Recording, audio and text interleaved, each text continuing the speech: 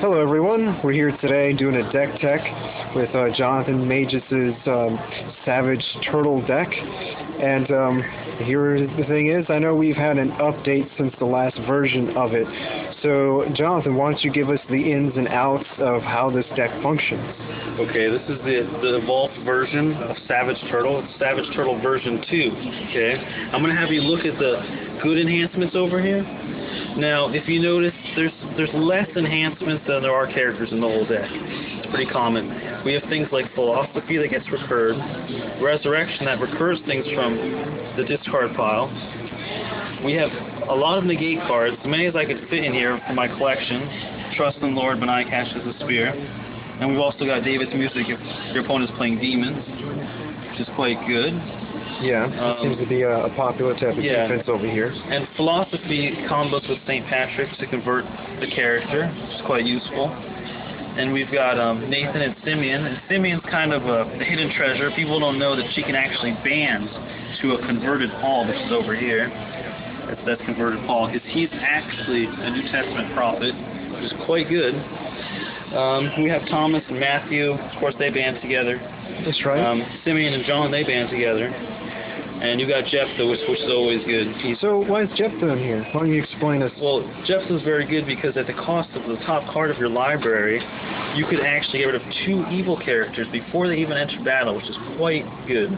Quite good. So it's the cost of 1 random card for 2 of their evil characters in play that might be preventing you from rescuing. The deck has some artifacts in here. The only fortress in the entire deck is Rome. Rome can be searched for. We have Confusion of Mind, which negates all of your opponent's hero's abilities. Unsuccessful, which makes it sounds just like it plays. Okay, it's a great negate. Yeah. And we've got Household Idols, which prevents good banding cards and ignores good banding cards too. Yeah. Holy Grail, which can convert your Saul, or it can help you win a rescue attempt. And we also have Chariots of Fire, just in case things get a little crazy and you end up losing too many heroes. Yeah. The Lost Soul count, 7 of course, a 56 card deck. We have the 2-liner, we have the Sight Doubler, the Revealer, the New Testament Lost Soul, the Exchanger, the Shuffler, and the Female-only Lost Soul. They're all very, very good Lost Souls. This is a tournament deck. This is a deck that wins very, very many tournaments in the state of Florida, and it's building a reputation as a tyrant of sorts. And as you see, the dominance here is quite disgusting. Quite disgusting. We have twice the amount of dominance as we do evil enhancement. I see that. A lot. Let's go down the long list here. We have Burial, Christian Martyr, Destruction of Nahustan. We've also got Falling Away, Harvest Time, Guardian of Your Souls, Grapes of Wrath, New Jerusalem, Son of God, Angel of the Lord. All have their unique purpose in the deck, and all let you play them without having initiative, which is quite good, I hear. And we also have some sites. Promised Land, in case you need site access. That's right. That's very Felipe, which protects some of your evil characters if they happen to be New Testament from discard. And Nazareth, which protects decks from search abilities, while also protecting your cards in your territory from shuffle by an opponent. So that's also very useful. Yeah. Why don't you tell us a little bit more about your defense? Yeah, the defense is a very defense-heavy deck. This deck is made to stop your opponent from rescuing. It has very annoying cards.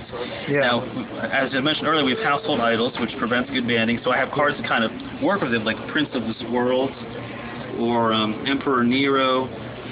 And we also have Emperor Claudius over here, which is immune to New Testament heroes. So all that makes it very difficult to rescue.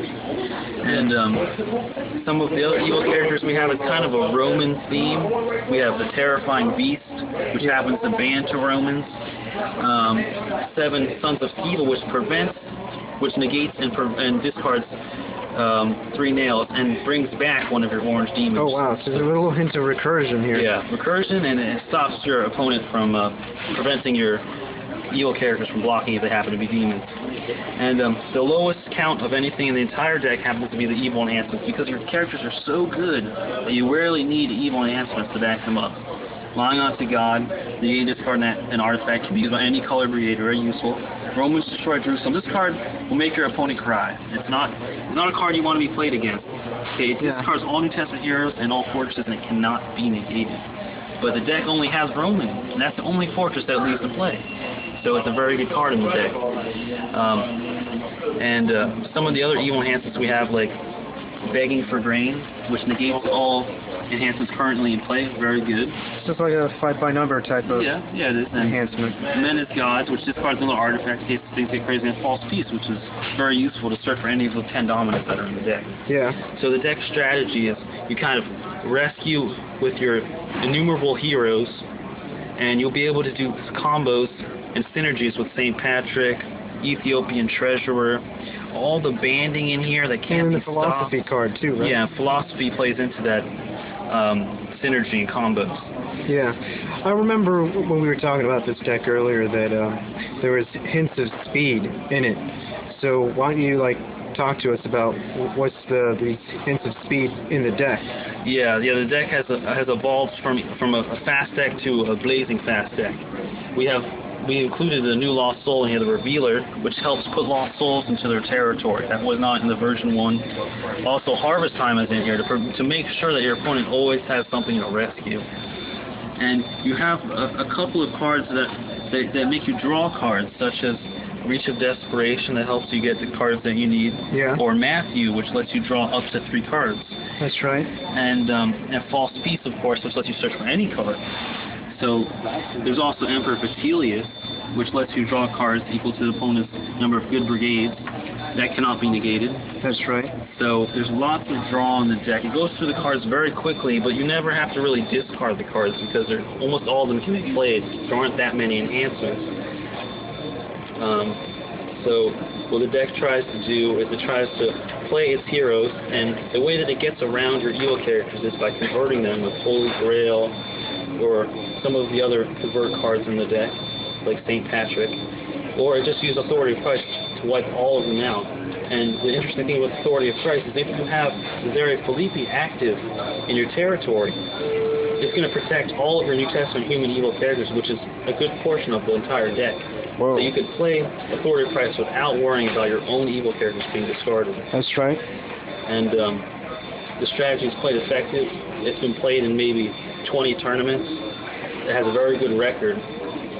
Definitely more wins than losses, that's for sure. Yeah. And that's pretty much the deck. That's the Savage Turtle version 2.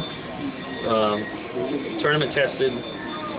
Tournament proved. And John Mages approved. Yeah. Well, thank you, John, for your time, for sharing with us the functions and the mechanics and the tech behind the deck that makes it awesome. And I hope everybody enjoys, and all the glory be to God.